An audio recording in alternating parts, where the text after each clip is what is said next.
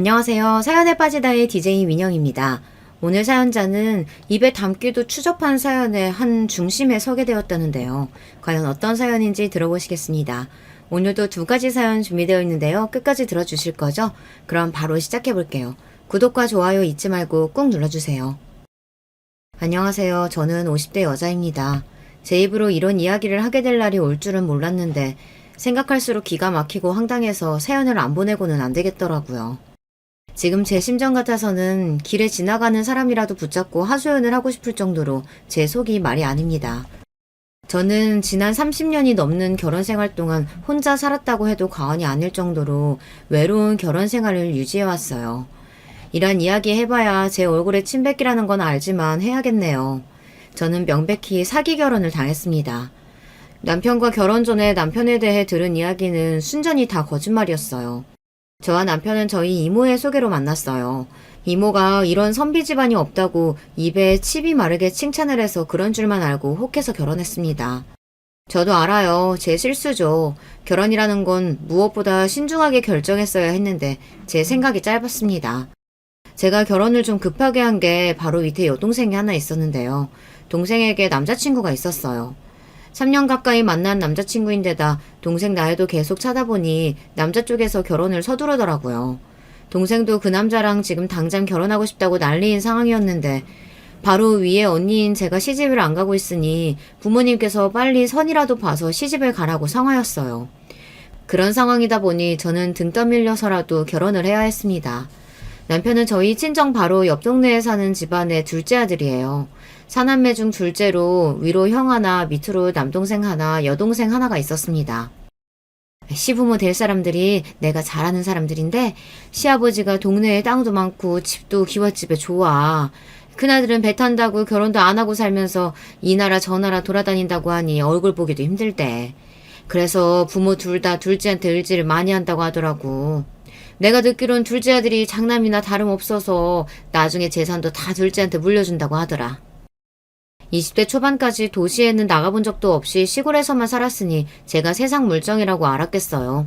그저 남자가 착실하고 시부모님이 돈이 좀 있다고 하니 그거면 됐다 싶어서 얼른 선자리에 나가 남자를 만났습니다. 남편을 처음 만났을 때는 다행이다 싶었어요. 저랑 1살 차이밖에 안 난다고 해서 젊을 줄은 알고 있었는데 사람이 키도 훤칠하고 인물도 나쁘지가 않은 게 괜찮더라고요. 겉으로 봐서는 멀쩡해 보이니 저는 고민할 거 없이 시집가도 되겠다 싶었습니다. 그런데 바로 그때부터가 제 인생의 비극 시작이었죠. 이모가 말한 건 다 그냥 동네에 떠도는 이야기일 뿐 사실과는 거리가 멀었습니다.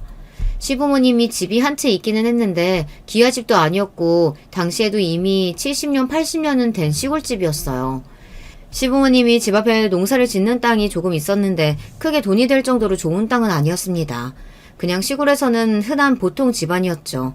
거기다가 그렇게 점잖은 선비 집안이라고 칭찬을 하더니만 그 말도 틀린 말이었어요. 알고 보니 시어머니가 남편의 친엄마가 아니더라고요. 동네 사람들한테 들은 이야기인데 시아버지가 젊어서부터 조강지처를 놔두고 바람을 피워 둘째 부인을 둔 거라더군요. 시아버지께서는 30년 넘게 두 집을 오가며 살림을 하셨고 남편과 바로 위에 큰형을 낳아주신 친어머니는 몇 년 전 돌아가셨답니다. 그래서 둘째 부인이 이 집에 들어와 조강지처 흉내를 내는 거였어요. 당시에 시골에서는 그런 일이 흔하게 있었다고 해도 저희 시댁이 그런 집안일 거라고는 상상도 못했습니다. 왜 옛말에 바람은 유전이라고 아버지가 바람 피우면 그 집 아들이 똑같이 닮는다고들 하잖아요. 진작에 시아버지께서 두 집 살림을 하고 다니는 분이라는 걸 알았다면 남편과의 결혼을 고민했을 거예요. 제 남편도 시아버지처럼 구는 꼴을 볼 수 없으니까요. 더군다나 저는 결혼하자마자 시댁에 들어가 살았기 때문에 시집살이까지 해야 했어요. 물론 시아버지께서 따로 집 얻어줄 돈이 없으니 들어와 살라고 하신 거긴 하지만 만약 남편이 친자식이 아니라는 걸 미리 알았다면 어떻게든 핑계를 만들어서라도 시댁에 들어가지 않았을 거예요. 결혼해서 시댁에 살면서 제가 좀 많이 힘들었거든요. 저 혼자 6식구 살림을 다 도맡아 했어요. 새벽부터 일어나 밥 차리고 남편 출근시키면 곧바로 시부모님 농사일 돕고 또 밥하고 시누이랑 시동생 빨래까지 하며 한시도 못 쉬고 그러고 살았습니다. 제가 결혼할 당시에 남편 아래 아직 미혼인 남동생 하나, 여동생 하나 둘이 있었거든요. 둘 다 둘째 어머니인 현 시어머니께서 낳은 자식들이었죠. 제가 시어머니께서 둘째 어머니라는 걸 알기 전부터 좀 이상했던 게 시어머니께서 유난히 남편을 천대하기는 했어요. 남편이 무슨 말만 하면 무시를 하더라고요. 한 번은 그런 적이 있었습니다. 시아버지께서 농사를 지으시다 허벅지 주변에 수포 같은 게 잔뜩 생겨서 아프다고 하시더라고요. 남편이 보자마자 대상포진 같다고 얼른 병원에 가자고 했습니다. 에이, 대상포진이면 아버지 저렇게 식사도 못하셔. 봐, 밥만 잘 드시잖아. 밭에서 벌레 물린 거 아니야? 벌레 물렸다고 저렇게 수포 생길 리가 있어? 대상포진 맞다니까. 아버지, 얼른 저랑 병원 가요. 시아버지의 허벅지를 보고 남편과 시동생이 티격태격하니 시어머니께서는 기다렸다는 듯 시동생 편을 드시더니 남편에게 무안을 주시더라고요.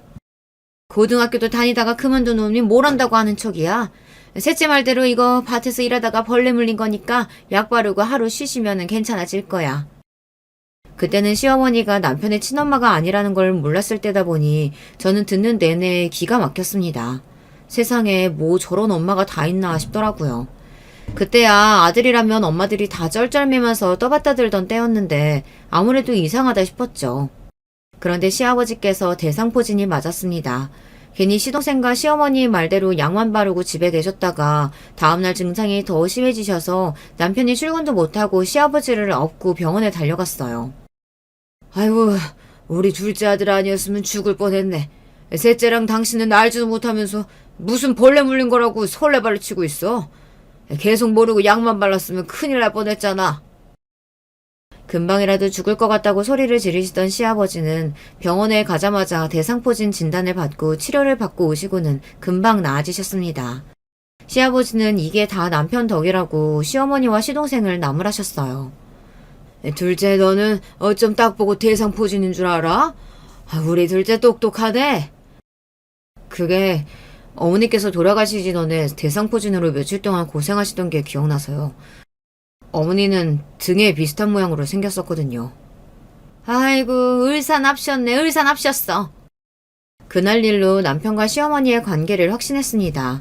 저는 그제야 남편에게 친어머니가 있다는 사실을 처음 알게 됐어요.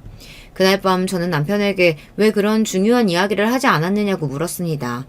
저는 남편이 솔직하게 이야기해 주길 바랬어요. 어머니가 돌아가신 지 얼마 되지 않아 힘들어서 그랬다고 하면 이해했을 거예요. 그런데 남편은 오히려 저에게 언성을 높이더라고요. 그게 무슨 좋은 말이라고 당신한테 말을 해. 시아버지가 두 집 살림하던 사람이라고 하면 좋아할 며느리가 어딨다고. 아무리 그래도 결혼하고 나서는 이야기했어야지. 이 집안에서 나만 모르고 있었잖아. 남편은 일부러 저에게 말하지 않은 거였습니다. 저는 아무리 그래도 결혼하고 나서는 말해줬어야 하는 거 아니냐고 따졌지만 남편은 그 순간 입을 딱 다물어 버렸어요. 또 입 다물지. 사람이 무슨 말을 하면 대꾸를 해야지. 어쩜 당신은 사람이 궁금해서 말을 하면 그렇게 입을 딱 다물어? 그게 바로 남편 특기예요. 남편 하는 짓이 마음에 안 들거나 시어머니 때문에 속상한 일이 있어서 남편에게 하소연을 좀 하면 남편은 항상 대꾸도 없이 없는 사람처럼 입을 딱 다물어 버립니다. 그럴 때면 저는 꼭 벽이랑 대화하는 것 같았어요. 어디 다 속 시원하게 이야기를 하고 싶어도 할 곳이 없었습니다. 남편이 밖에서는 어떻게 하고 다니는지 모르겠지만 집에서는 일절 말이 없는 사람이었어요. 저로서는 답답해도 당시에는 그러려니 하고 참았던 게 내가 남편이라도 이런 분위기에서는 할 말이 없겠다 싶기도 했습니다. 시어머니께서 남편과 자기 친자식들을 차별하셨거든요. 시어머니는 아니라고 하셨지만 제가 보기엔 티가 많이 났습니다. 남편은 동네의 작은 조경회사에서 조경일을 했었는데요. 새벽에 나가 일이 끝나고 들어오면 항상 8시가 넘고는 했습니다. 반면 시동생과 시누이는 시내에 있는 직장을 다니고 있어서 6시가 넘으면 집에 들어왔어요. 당시에 제가 거의 모든 살림을 도맡아 하고 있었으니 하루에도 10번씩 밥상을 차려야 했습니다. 그런 와중에 시동생 시누이 저녁상을 차리면서 남편 주려고 따로 남겨둔 반찬이나 찌개를 시어머니께서 멋대로 시동생이나 시누이 밥 먹을 때 다 꺼내놨어요. 한두 번은 저도 모르고 있다가 남편이 퇴근하고 와서 저녁 차리려고 하면 제가 남겨둔 반찬이랑 찌개가 어디에도 없더라고요. 어머니, 그이 오면 주려고 찌개랑 반찬 냉장고에 넣어뒀었는데 혹시 못 보셨어요? 분명 넣어뒀었는데 없네요. 그거야 애들 퇴근하고 왔을 때 저녁으로 줬지. 시어머니는 뻔뻔하게 얼굴 표정 하나 안 변하고 자기 자식들에게 다 줬다고 말했습니다. 그 반찬이랑 찌개는 그 잊으려고 따로 빼둔 건데 다 시동생이랑 시누이한테 주시면 어떡해요. 영우 씨 지금 퇴근하고 와서 씻고 있는데 당장 먹을 게 하나도 없어요. 어머, 너는 애가 왜 그렇게 손이 작니? 그러게 좀 많이 찌개 놓으면 될걸. 몰라. 네 남편 먹을 거니까 지금이라도 얼른 해서 주면 되지. 정 먹을 거 없으면 라면이나 하나 끓여줘. 세상에 어쩜 저렇게 티를 내는데 제가 어떻게 모를 수가 있겠어요. 아무리 친자식이 아니라고도 그렇지 20년 넘게 옆에서 지켜봤는데 먹는 거 가지고 저렇게 추잡하게 구니 저까지 다 기분이 나쁘더라고요. 저도 남편한테 정이 많은 건 아니지만 시어머니께서 그럴 때 보면 남편이 안쓰러웠어요. 저렇게 사랑을 못 받고 커서 아내인 나한테도 무심한 건가 싶더라고요. 남편은 저에게 무관심해도 너무 무관심했어요. 결혼 전에야 선자리에서 만나서 반년 만에 결혼했으니 가까워질 시간이 없다 치지만 결혼까지 했는데도 영 저에게 살갑게 대하지 않았습니다. 더군다나 남편이 조경 일을 하다 보니 다른 지역으로 출장을 가는 일도 많았어요. 특히나 섬이나 아예 다른 지역으로 가게 되면 한 달씩 집에 안 들어올 때도 있었는데요. 그럴 때면 저 혼자 시댁에서 외톨이나 다름없었습니다. 그러던 중 정말로 외톨이가 되어버리고 만 사건이 있었어요. 시동생이 결혼하겠다고 여자를 데려왔어요. 시동생은 남편보다 1살 어려서 저랑 동갑이에요. 당시에는 시동생이 좀 늦은 결혼이었는데 시동생보다 5살이나 어린 여자를 데리고 왔더라고요. 그런데 저와 달리 동서될 사람 나이가 어려서 그런지 애교도 많고 성격도 싹싹했어요. 저와 다르게 사랑을 많이 받고 자란 티가 났습니다. 시어머니에게도 보자마자 어머니 어머니 하면서 애교 있게 부르면서 잘하더라고요. 안 그래도 시어머니께서 자기 친자식들만 끼고 도시는 와중에 동서까지 들어오면 저는 찬밥 심세했게 뻔했죠. 그러던 어느 날이었습니다. 시아버지께서 저를 부르시더니 할 말이 있다고 하시더라고요. 셋째씩 날짜 잡혔으니까 너희는 집 구하는 대로 나가라. 둘째한테도 말해뒀으니까 아마 이번에 오면 집 구한다고 할 거다. 저는 이게 무슨 소리인가 했습니다. 난생 처음 듣는 소리였어요. 아버님, 그게 무슨 말씀이세요? 뱃속에 애도 생겼는데 갑자기 그러시면 저희 세 식구 어디로 가요? 애도 생겼으니까 나가라는 거지. 도대체 언제까지 이 좁은 집구석에 얹어서 살 거야? 저는 시부모님의 말씀에 어안이 벙벙했습니다. 결혼해서 시댁에 들어와서 살아야 한다고 했을 때는 당연히 달갑지 않았었지만 당시에 이미 시댁에 들어와 산 지 3년이 다 됐을 때였어요. 거기다가 아이도 임신했을 때였고요. 남편이 벌어오는 돈은 항상 시아버지께 생활비로 다 내놓았고 저에게 용돈 정도 줬었기 때문에 일절 모아둔 돈이 없었습니다. 그럼 당장 집 구할 돈이라도 아버님께서 주셔야죠. 지금까지 그이가 벌어온 돈 다 아버님께 드렸는데 저희가 무슨 돈이 있어서 나가요. 지금까지 시부모님께 불만이 없었던 건 아니지만 며느리로서 시부모님께 또박또박 돈 가지고 따질 수 없어서 참고 있었던 거예요. 그런데 시동생이 결혼해서 당장 들어와야 한다고 저희더러 갑자기 나가라고 하시니 기가 차더라고요. 어허, 이게 다 무슨 소리야? 내가 받은 건 너희가 우리 집에 얹혀 사니까 당연히 생활비조로 받은 거지. 내가 그 돈을 왜 줘? 부모 자식 사이에 이런 경우는 또 처음 봤습니다. 저희 친정에서는 아무리 사정이 좋지 않아도 자식들한테 힘든 일이 있으면 어떻게 해서든 도와주시려고 하세요. 그런데 시부모님은 지금까지 3년 동안 남편이 벌어다 온 돈을 다 가져가시고는 이제 와서 그건 당연한 돈이라고 하시면서 빈몸으로 나가라고 하시더라고요. 그날 저는 결혼하고 처음으로 남편이 얼른 돌아오길 기다렸습니다. 그동안 한 번도 외지로 떠난 남편을 기다려본 적이 없었는데 그날은 한시라도 빨리 남편이 돌아왔으면 싶더라고요.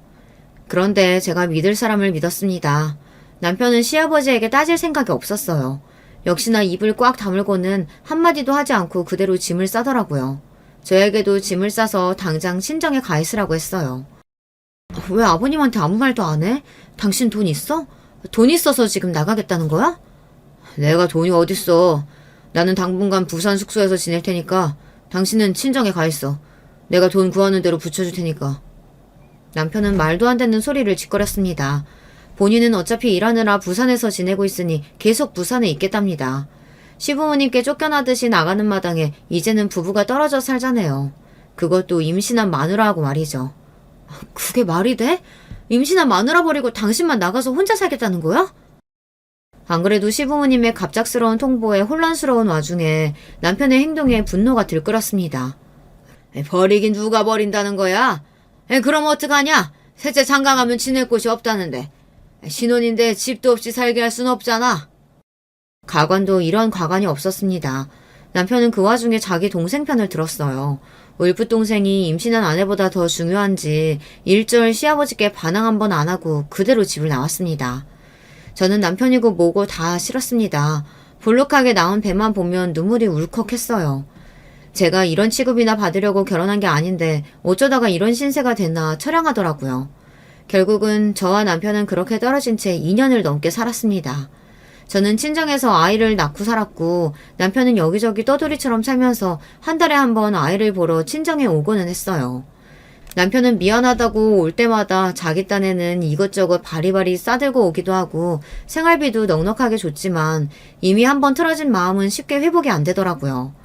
결혼한 지는 5년이 넘었어도 남편이랑 한 집에서 한 이불 덮고 산 거는 1년도 채 되지 않으니 미운 정도 들지를 않더라고요. 언제부턴가는 오히려 남편과 떨어져 사는 게 익숙했습니다. 아이도 어릴 때라 아빠를 찾지도 않았고 친정 부모님 곁에서 마음껏 응석 부리며 살았으니까요. 그런데 친정 부모님 생각은 달랐습니다. 하루라도 빨리 남편이랑 합쳐서 나가기를 바라셨죠. 당연한 일이에요. 시집간 딸이 남편도 없이 홀몸으로 애를 데리고 친정에 들어와 있으니 주변에서들 어지간히 쑥덕이잖아요. 그러다 보니 남편이 친정에 올 때마다 친정 부모님은 사위 눈치를 보며 언제쯤 저와 아들을 데리고 나갈 거냐고 물었습니다. 자네 힘든 건 알지만 애도 벌써 돌도 지났고 슬슬 아버지도 찾을 텐데 언제까지 이렇게 살 건가? 웬만하면 월세라도 얻어서 얼른 살림 차려야지.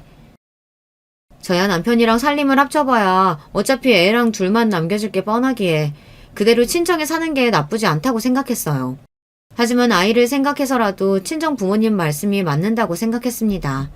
아무리 상황이 좋지 않아도 가족이 떨어져 사는 게 익숙해지면 좋을 게 없으니까요. 그런데 남편은 올해도 힘들 것 같다고 했어요. 올해 잡힌 인들이 다 지방이고 섬이라 지금 당장 제가 어디다가 터를 잡고 살아야 할지 판단이 안 서네요. 그래도 올해 지나면 전세 보증금 정도는 어떻게 될 테니까 걱정하지 마세요. 자네, 작년에도 그렇게 말하지 않았나? 원래 돈이라는 게 그래. 모이만 하면 나가고 없으면 또 일 터지고. 어차피 재벌될 거 아닌 거 괜히 가족끼리 떨어져 있지 말고 하루라도 빨리 합쳐. 정 힘들면 우리가 좀 도와줄 테니까. 이번에는 진짜예요, 장모님. 올해까지만 고생하면 내년엔 진짜 합칠 거니까 제발 믿어주세요. 남편은 친정 부모님께 걱정하지 말라고 했지만 시간이 갈수록 친정 부모님의 얼굴에는 그늘이 졌습니다. 당신들도 이제 연세가 들 만큼 들었고 다른 자식들은 다 시집장가 가서 멀쩡하게 잘 사는데 저만 그러고 있으니 저를 볼 때마다 근심이 많으셨죠. 그러던 중 일이 좀 터졌습니다. 남편이 일하는 팀의 반장이 갑자기 늦은 밤에 저에게 연락이 왔어요. 남편이 일하다가 좀 다쳤다고 하더라고요. 급하게 수술에 들어가야 하는 바람에 저에게 연락을 못했었는데 이제 막 수술 잘 끝나고 나왔답니다. 저는 놀라서 그 길로 남편의 있는 병원으로 가려고 했어요. 그런데 시간이 너무 늦어서 버스도 택시도 다니지를 않았어요. 저는 밤새 잠도 못 자고 뒤척이다가 바로 다음날 새벽이 되자마자 첫 차를 타고 남편이 있는 병원으로 갔어요. 그런데 그곳에서 믿을 수 없는 광경을 보고 말았습니다. 글쎄 남편 병실에 웬 여자가 있더라고요. 처음엔 같이 일하는 사람인가 혹은 반장이라는 사람과 아는 사이인가 수만 가지 생각을 했습니다. 그런데 잠시 뒤 그 여자가 누군지 바로 알 수 있었습니다. 자기야, 수술 잘 끝났다는데 왜 이렇게 힘이 없어. 얼른 일어나서 죽 좀 먹어봐. 당신이 기운을 차려야 내가 살지. 당신 이러고 있으면 난 어떡하라고. 분명 여자는 남편에게 자기야라고 불렀습니다. 그리고 남편도 여자에게 세상 다정한 목소리로 걱정하지 말라고 했어요. 아이, 이가 수술 별거 아니야. 며칠 입원만 하면 된다는데 뭘 걱정해. 그러자 금세 얼굴에 웃음을 띤 여자가 남편의 볼에 입술까지 맞추고 얼굴을 쓰다듬었어요. 저는 그 모습을 보자마자 눈이 휙 돌았습니다. 앞에 보이는 게 없었어요. 당신 지금 뭐 하는 거야? 인연이 누군데 당신을 자기라고 불러? 그때는 제가 너무 뭘 몰랐습니다. 남편에게 딴 년이 있다는 사실을 알았을 때 조용히 모르는 척하고 있다가 두 년놈들이 더러운 짓을 하는 걸 다 증거로 잡아 그때 헤어졌어야 했는데 당시에는 제가 힘이 넘치고 젊을 때라 몸이 먼저 나갔습니다. 그대로 상간녀연에게 달려든 저는 그녀 머리끄댕이부터 잡았어요. 너 뭐야? 뭐 하는 년인데 저 자식은 남자한테 붙어서 그 더러운 입술을 비비고 있어. 당신 뭐야? 뭔데 이래? 이 손 안 나? 저도 저였지만 그 상간녀년도 힘이 얼마나 좋은지 자기 잘못도 모르고 똑같이 제 머리끄댕이를 잡았습니다. 저와 상간녀는 그대로 서로의 머리끄댕이를 잡은 채 병실 바닥을 구르고 굴렀어요. 간호사들이 와서 말리지 않았으면 아마 둘 다 머리가 다 뽑히고 말았을 거예요. 남편과 제가 사는 꼴을 보고 주변에서 별의별 말들이 많았습니다. 아무리 돈을 버는 게 중요해도 부부가 그렇게 오랫동안 떨어져서 살면 분명 남자가 딴짓 한다고요. 심지어 친정언니와 엄마까지도 그런 소리를 했어요. 세상에 여자 싫다는 남자가 어딨어. 몇 달씩 떠돌이처럼 여기저기 돌아다니는데 딴짓거리 안 할 리가 있냐? 너랑 둘이 죽고 못 사는 사이도 아니고. 그러니까 빨리 집 구해서 둘이 합치고 제부도 그 일 말고 다른 일 좀 알아보라고 해. 그래, 애 금방 커. 빨리 집 구해서 정착해야지. 언제까지 이렇게 집도 절도 없이 살 거야? 가족들이야 저를 걱정해서 하는 말이라는 거야 알지만 남편과 애초에 정이 없어서 그런지 저는 남편이 나가서 뭘 하고 다니든 상관없었어요. 그런데 막상 제 눈으로 이런 거지 같은 광경을 목격하고 나니 기분이 더럽기는 더럽더군요. 저는 그 길로 상간녀년을 병원에서 쫓아냈습니다. 상간녀는 안 가겠다고 버텼지만 남편도 간호사들 눈치가 보였는지 그만 소란 떨고 돌아가라고 여자에게 호통을 치더라고요. 그러자 상간녀년이 꼬리를 내리고 돌아갔어요. 그년이 돌아가자마자 저는 병실 침대에 누워있는 남편을 취조하기 시작했습니다. 하다하다 이제 바람을 펴? 당신이 이러고도 우리 윤석이 아버지라고 할 수 있어? 오라, 당신 설마 저 년이랑 둘이 살림 차려서 살려고 나한테는 그렇게 떨어져서 살자고 그런 거야? 그런 거 아니야. 저 여자랑 절대 그런 사이 아니고 그냥 우리 숙소 근처에서 식당하는 여잔데 보는 남자마다 다 저렇게 자기자기 하면서 꼬리치고 다니는 여자야. 남편은 제가 제 두 눈으로 똑똑히 봤는데도 아니라고 딱 잡아댔습니다. 그냥 혼자 살면서 식당하는 여잔데 원래가 남자만 보면 저러고 다닌답니다. 저는 기가 막혔어요. 남편은 저를 바보로 아는 것 같았습니다. 나 당신이랑 우리 윤석이 위해서 늦게까지 일하다가 다친 거야. 우리 셋이 살 집 구하려고. 이제 거의 다 왔어. 내가 퇴근하면 바로 올라가서 처가 근처에 집 구할 거니까 나만 믿어. 이제 와서 집을 구하겠다고? 뻔뻔한 게 당신 아버지랑 똑같구나. 바람을 피웠으면 당장 무릎이라도 꿇고 사과부터 해야지. 내가 이 두 눈으로 다 봤는데 아니라고 잡았대? 얼마 전까지도 집 구할 돈이 없다고 말하던 남편이 그날은 자기도 똥줄이 타는지 병원에서 퇴원하는 대로 곧장 집을 구하겠다고 하더라고요. 저는 남편과 1분 1초도 더 마주보고 앉아 있고 싶지 않았습니다. 그래서 그대로 친정으로 돌아와 버렸어요. 병원에서 며칠 더 입원해야 해서 보호자가 있어야 한다고 했지만 도저히 그럴 마음이 들지 않았어요. 그 더러운 상간녀년이 있는데 제가 뭐하러 거기 있나 싶더라고요. 저는 그 길로 친정에 돌아와 병원에서 있었던 일들을 모두 다 친정 부모님께 이야기했어요. 그리고 무조건 남편과 이혼하겠다고 이야기했습니다. 저로서는 당연한 결정이었어요. 지독하게 사랑해서 한 결혼은 아니었지만 그래도 5년 가까이 자식까지 낳고 살면서 외롭고 힘든 시기가 있었어도 저는 남편 하나 믿고 여기까지 왔습니다. 남편도 없이 시부모님께 모진 구박을 받은 것도 모자라 애만 딸랑 데리고 친정에 들어와 산 지도 2년이에요. 제가 홀로 고군분투하고 있을 때 남편이라는 인간은 딴 년이랑 붙어서 시시덕거렸다는 사실을 알게 됐는데 어떻게 그런 인간이랑 살을 붙이고 살겠어요. 그런데 친정 부모님의 반응이 충격적이었습니다. 제 이야기를 다 들으시고는 친정 부모님은 이혼은 절대 안 된다고 하셨어요. 이혼이라니? 너 제정신이야? 집안 망신을 시켜도 유분수가 있지. 이혼은 절대 안 돼.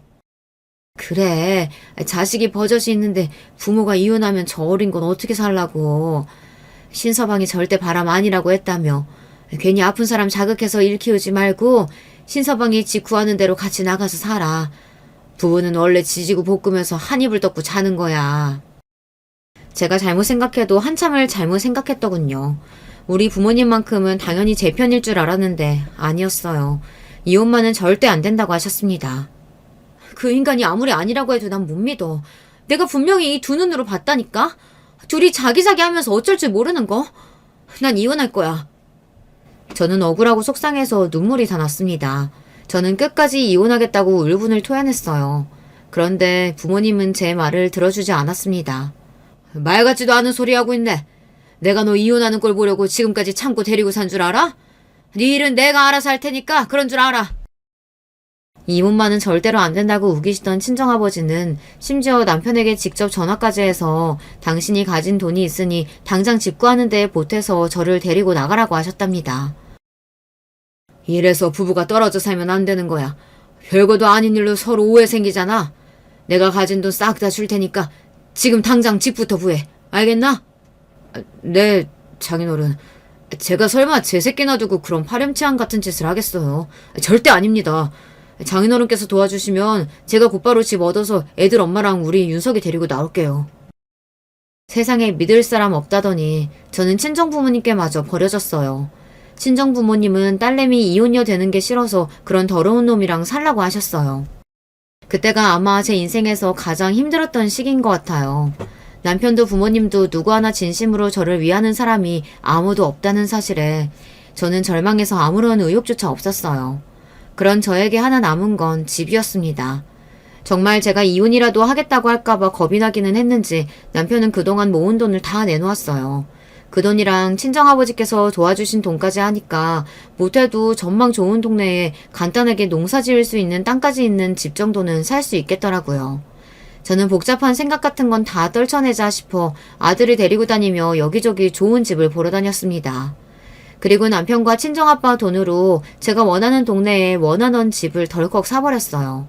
인간에게 대인 마음을 이 좋은 집에서 아들과 치유하자 싶었거든요.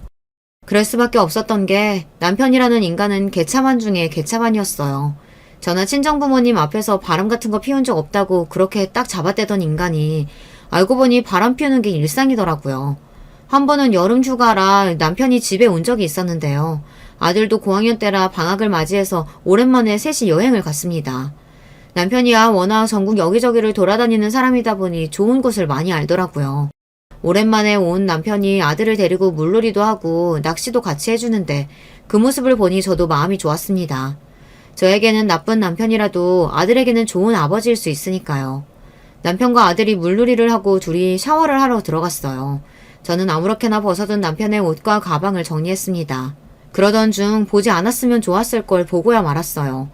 남편 가방 앞주머니에 작은 수첩이 하나 있더라고요. 저는 이게 뭔가 싶어서 수첩을 열어봤습니다. 그런데 수첩에는 알 수 없는 이름들과 전화번호, 주소가 가득 적혀 있더라고요. 본, 홍디귿, 송이응, 369-3987, 밀양 달콤 디귿, 2-999-1003? 이게 다 뭐야? 무슨 이름이 이래? 저는 수첩을 유심히 노려보다 도저히 무슨 뜻인지 이해가 안 돼서 한참을 멍하니 있었습니다. 그러다가 뭔가 머리에 번뜩이는 게 있어서 설마 하는 마음으로 곧장 전화기를 들었습니다. 그리고 수첩에 적혀있는 번호로 무작정 전화를 걸었어요. 네, 홍다방입니다. 혹시 거기 송씨 아가씨 있나요? 송양? 지금 출장 나갔는데. 무슨 일이세요? 역시나 제 생각이 맞았습니다. 남편이 수첩에 가득하게 적어둔 건 다름 아닌 다방 연락처였어요. 남편은 일하러 지방 현장에 갈 때마다 그 동네 다방년들이랑 영신 놀아난 거죠. 남편은 여자 없이 못 견디는 개자식이었어요. 핏줄이라는 게 참 이상합니다. 자기 아버지가 두 집 살림하고 살면서 평생 마음고생하며 산 어머니를 보고 살았으면서도 남편은 영락없이 자기 아버지를 빼다 박았어요. 아니, 어쩌면 시아버지보다도 남편이 더한 인간일 줄 모릅니다. 적어도 시아버지는 본인이 저지른 일을 책임지고 살았지만 남편은 말 그대로 자기 꼴리는 대로 추잡하게 사는 거니까요. 남편이 개차반이라는 사실을 알고도 같이 사는 저를 보고 언니는 한심하다는 듯 혀를 찼어요. 매일 개집질이나 하고 다니는 놈이 뭐가 좋다고 밥 차려주고 빨래해주냐고요. 제가 설마 그런 인간이 좋아서 참고 살겠어요? 아닙니다. 제가 할 수 있는 선에서 최선의 복수를 하고 살았어요. 이미 아들까지 있는 여자가 여자라면 환장하는 남편에게 할 수 있는 복수가 이혼밖에 없습니까? 저는 그렇게 생각하지 않았어요. 저의 목적은 딱 두 가지였습니다. 첫째는 아들이 아버지라는 인간이 개차반이라는 사실을 모르고 아버지를 존경하고 사랑하며 클 수 있게 자라도록 하는 것이었어요. 그리고 남편의 모든 경제권을 제가 갖는 것이었어요. 저는 이 두 가지를 모두 다 이뤄냈습니다. 친정을 나와 집을 사고 난 뒤 남편은 딴짓거리라다 저에게 걸린 적이 있었어요. 그럴 때마다 병신 같은 남편은 저에게 이혼만은 안 된다고 빌었습니다. 우리 윤석이 아버지 없이 잘하게 할 순 없잖아. 내가 다시는 안 그럴 테니까 당신이 한 번만 용서해줘. 이번엔 진짜야. 믿어줘. 좋아. 대신 조건이 있어. 당신 월급 들어오는 통장 내놔. 앞으로 내가 돈 관리할게. 그럼. 앞으로 우리 윤석이 앞으로 돈 들어갈 때 많은데 당신이 알아서 관리해야지. 여자라면 사족을 못 쓰는 인간이 아들 자식은 무서운지 혹여나 자기 아들을 못 보고 살게 될까봐 쩔쩔맸습니다. 저는 그 점을 철저하게 이용했어요. 그리고 통장에 돈이 들어올 때마다 저는 땅을 조금씩 사들였습니다. 모두 다 제 명의로 말이죠. 남편이 세 번째 바람을 피우다가 걸렸을 때는 저도 너무 어이가 없어서 웃음이 다 나더라고요. 그때는 출장을 갔을 때도 아니었고 몇 달 동안 집 근처에서 일할 때였는데 동네 빵집 여자랑 바람이 났더라고요. 그걸 제가 어떻게 알게 된 줄 아세요? 글쎄 동네 공터 차 안에서 여자랑 그렇고 그런 짓을 하다가 경찰한테 딱 걸려서 풍기물단죄로 벌금까지 냈더라고요. 그런 일까지 있고 나니 제 눈에 남편은 그냥 정신병자였어요. 여자라고 치마만 두르면 좋아서 헐떡이는 개자식이었죠.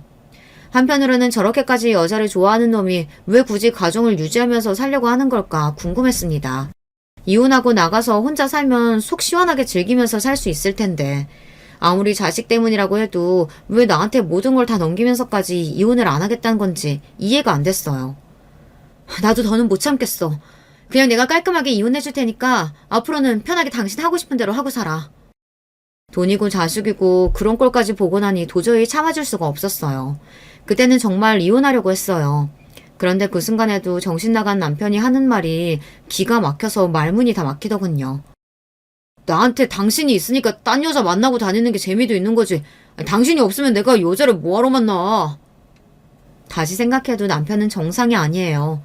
그러니까 이 인간은 마누라 고생시키면서 그냥 바람 피우는 걸 즐기는 변태 정신병자였습니다.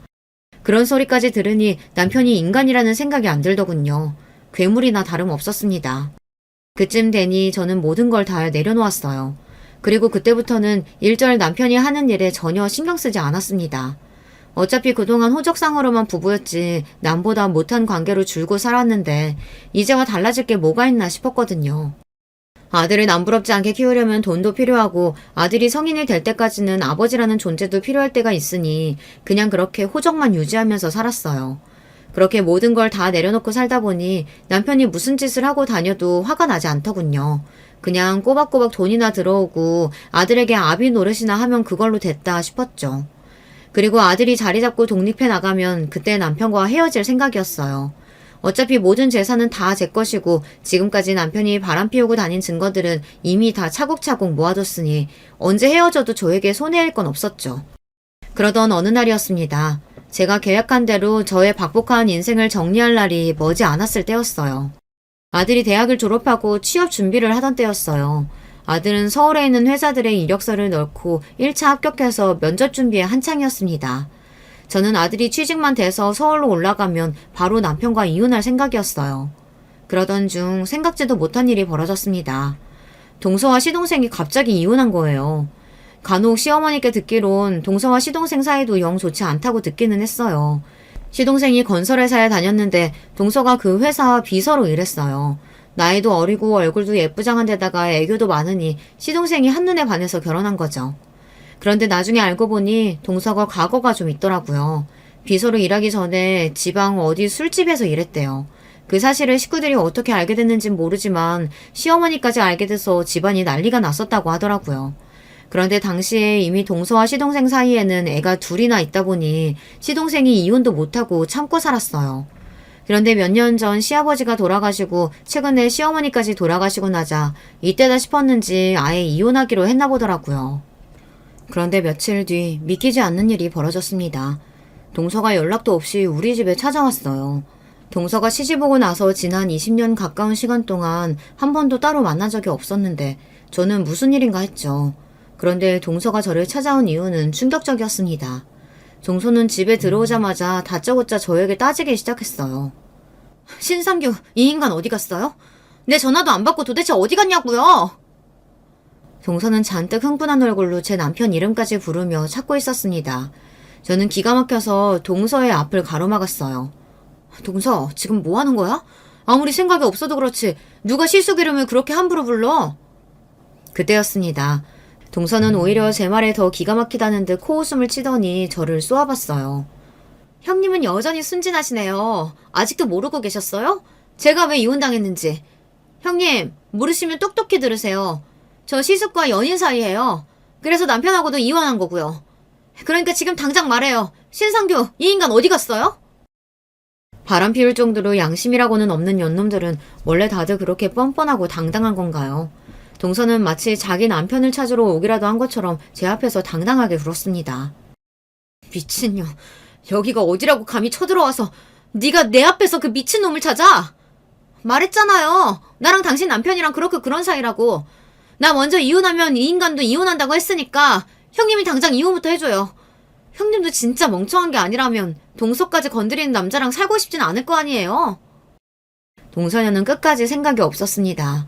그 미친 인간 때문에 이혼까지 한 것도 모자라서 저더러 이혼을 해달라네요. 미친 것들이 쌍으로 지랄하고 있네. 멍청한 건 너지 이년아. 새끼까지 버리고 이혼하면서 그런 새끼랑 또 살고 싶니? 그거야 형님같이 사랑 못 받아본 여자들이나 하는 소리죠. 규상씨가 형님한테는 손 하나 까딱 안 해도 나하고 있을 땐 돌쇠가 따로 없어요. 우리가 서로 얼마나 사랑하는데요. 저는 동서년 입에서 사랑이라는 소리가 나오는데 웃음이 터져서 참을 수가 없었습니다. 조금 더 묵혀뒀다가 아들까지 다 독립시키고 터뜨리려고 했는데 더는 안 되겠더군요. 미친년 말하는 거 봐라. 야, 너 큰일 났어. 내 앞에서 헛소리할 시간 있으면 얼른 산부인과부터 가봐. 너 임질이야. 뭐래? 나 괜히 겁주려고 그런 소리 하는지 누가 모를 줄 알아요? 내가 임질에 걸리긴 왜 걸려? 아휴, 역시나 그 새끼가 자기 성병 걸린 거 말 안 했구나. 어떡하니? 그 인간 얼마 전부터 오줌도 못 나올 정도로 아파서 떼굴떼굴 구르다가 병원 갔더니 임질이라더라. 상태가 심각해서 내가 아예 입원시켰어. 그거 보고 싶으면 가봐. 내가 병원 알려줄 테니까. 뭐야? 미친 새끼. 어쩐지 며칠 전부터 몸이 이상하더니만. 동서녀는 그대로 제 몸을 벅벅 긁더니만 어쩐지 이상하다고 했어요. 이제야 알았어? 그 새끼 그거 완전 성중독이야. 너 만나면서도 연신 방석집 드나드는 거 내가 몇 번이나 봤어. 설마 형님, 아니 너 나랑 신상규랑 만나고 있는 거 이미 알고 있었어? 당연하지. 내가 그 인간이랑 산 세월이 몇 년인데 그 인간이 새로 만나는 여자도 모를까봐? 말도 안 돼. 뭐 이런 거지 같은 상황이 다 있어? 이 거지 같은 상황 만든 건 네 년이지. 내 집에서 그만 시끄럽게 떠들고 얼른 병원이나 가 이년아. 더러워 죽겠어. 동서는 혼란스러운지 자기 혼자 어쩔 줄 몰라 하더니만 도망치듯 집에서 나갔습니다. 이 일이 다 어떻게 된 거냐고요? 말 그대로입니다. 개차반 중에서도 제일 개차반 같은 인간이랑 20년을 넘게 살았는데 제가 정말 저 인간을 남편으로 생각하면서 살았을 리 없죠. 저는 내내 이혼할 준비만 하면서 산 사람입니다. 얼마나 많이 준비하고 기다렸겠어요. 물론 그 인간이 하다하다 동성까지 건드렸을 줄은 몰랐습니다. 상상도 못했어요. 그런데 얼마 전 시동생에게 연락이 왔더라고요. 동서가 바람을 피우는 것 같아 뒤를 밟았는데 글쎄 그 상대가 남편이었답니다. 사실 그 옆에 내가 술집 출신이라는 거 알려준 사람도 형이었어요. 자기가 젊어서 자주 가던 주점이 있었는데 거기서 그 옆에 애를 분명히 봤다고요.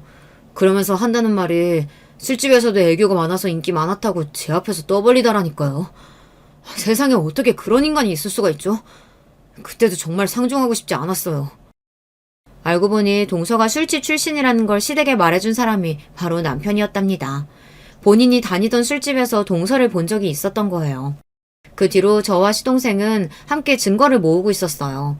동서도 이미 이혼하겠다고 마음을 굳힌 상태라 시동생과 동서는 재산 분할 없이 합의하고 이혼했습니다.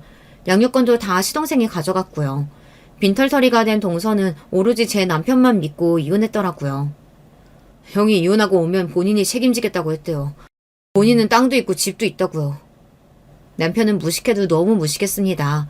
지금까지 본인이 저지르고 산 일이 있는데 집이고 땅이고 재산이 본인 마음대로 될 줄 알았나 봐요. 그거 가지고 동서에게 이혼하라고 종용했답니다. 얼마 전 남편이 저에게 이혼 이야기를 꺼내기는 했습니다. 그러던 중 남편 몸이 이상해서 병원에 갔다가 임질이라는 사실을 알게 된 거죠. 남편은 끝까지 그럴 리 없다고 우겼지만 제가 보기엔 이상하지도 않았습니다. 시동생에게 동서와 남편이 불륜 사이라는 이야기를 들은 뒤 제가 남편에게 사람을 붙였는데 남편은 동서를 만나면서도 틈만 나면 시내에 있는 방석집에 드나들었어요. 그렇게 함부로 몸을 걸리고 다녔으니 임질에 안 걸리는 게 이상했죠. 그 와중에도 동서까지 만나고 다녔으니 동서년한테 옮았을 게 뻔합니다. 더군다나 남편이 임질 진단을 받고 병원에서 간단한 설문에 답을 했는데 의사 말이 남편이 아무래도 성중독 증세가 있는 것 같다고 자세하게 검사를 해보면 좋을 것 같다고 하더라고요. 검사 결과 남편은 성중독이 맞았습니다. 남편은 병적으로 여자한테 미쳐 있었던 거예요. 임질을 치료하더라도 남편 개인이 가지고 있는 성에 대한 사고방식에 이미 문제가 있기에 또 같은 일이 반복될 수 있다고 판단해서 치료를 해보기로 했던 거예요. 제가 동서에게 남편의 이야기를 하고 난 뒤 동서가 정말로 남편이 있는 병원에 찾아갔었나 봐요. 동서는 남편에게 찾아가 멱살을 잡고 난리를 쳤답니다. 네가 감히 나를 속여? 너같이 더러운 인간 때문에 내가 임질까지 걸리고 이혼까지 당한 것도 모자라서 네 마누라한테 소장까지 받았어. 앞으로 어떻게 책임질 거야? 제가 동서에게 상간녀 소송 소장을 보냈어요. 이미 증거가 수두룩하기에 동서가 빠져나갈 방법은 없었습니다. 책임은 무슨 책임이야. 술집이한 주제에 좀 놀아줬더니 이게 어디서 기어올라. 너 같은 년 필요 없으니까 다시는 찾아오지 마. 남편은 자기 몸이라면 끔찍한 사람이에요. 그 전까지는 자신의 문란한 사생활에 대해 전혀 부끄러워하지 않았지만 자기 몸이 아프고 병들고 보니 후회가 되기는 하나 봐요. 동서에게도 다시는 찾아오지 말라고 소리를 질렀답니다. 여보, 내가 진짜 잘못했어. 내가 치료하고 나오면 앞으로 평생 당신만 바라보고 잘할 테니까 나 좀 용서해줘. 그리고 우리 아들한테 나 임질 때문에 치료 중이라고 말하면 안 돼? 인간이 한심해도 어쩜 저 정도로 한심할 수가 있을까요? 저는 남편의 멍청함에 혀를 끌끌 찼습니다. 용서? 웃기고 있네. 내가 이날만을 얼마나 기다렸는데 용서는 용서야. 치료 핑계로 자꾸 날짜 미루지 말고 제대로 붙어. 제 입에 담기도 흉한 이 이야기가 사실입니다. 제가 지난 25년 동안 호적상 부부로 살았던 인간이 바로 그런 괴물 같은 인간이었어요. 그 이후로 어떻게 됐냐고요? 저는 남편이라고 부르고 싶지도 않은 그 인간과 이혼하고 잘 살고 있습니다. 아들은 이미 미성년자가 아니기에 조정할 내용이 없어서 금방 소송이 끝났어요. 저는 일절 재산 분할 없이 몽땅 다 제가 가져왔습니다. 집이며 땅이며 다 제 명의이기도 했고 이혼 사유가 명백히 남편의 유책으로 인한 소송이었기에 오래 걸리지도 않았어요. 특히나 상간녀가 동서였다는 사실이 재판에 크게 작용했죠.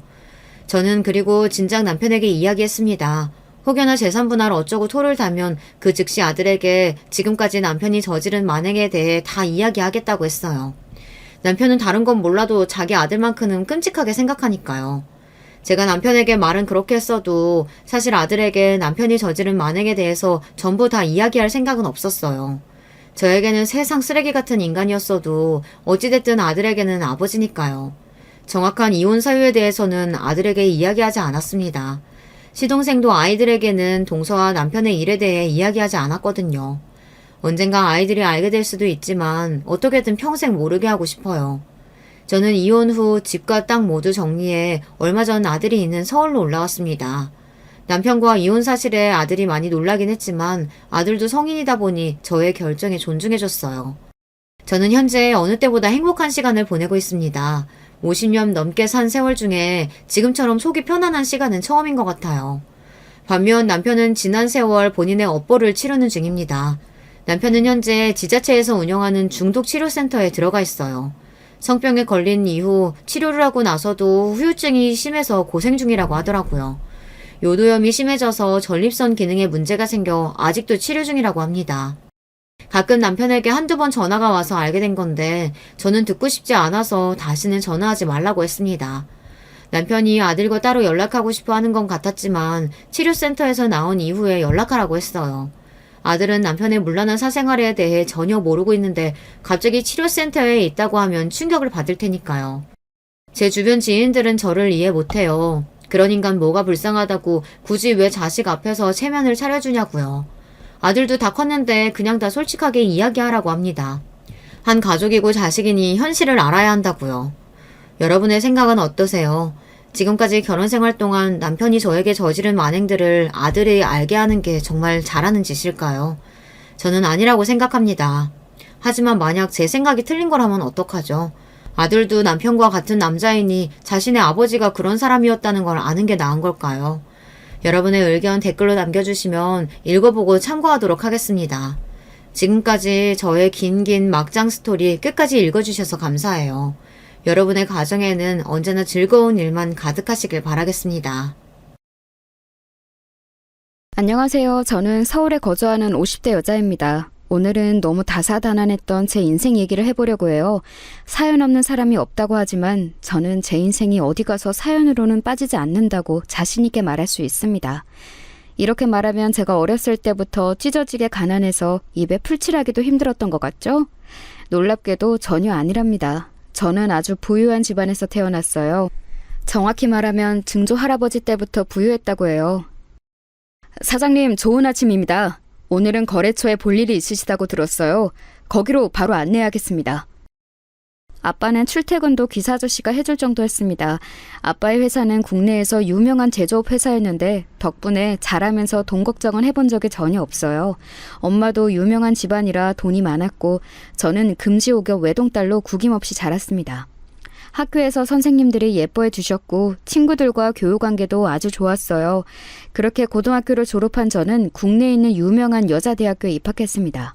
그리고 어떤 남자를 만나게 되었어요. 그 사람의 이름은 김진석이었고 제 첫사랑이었습니다.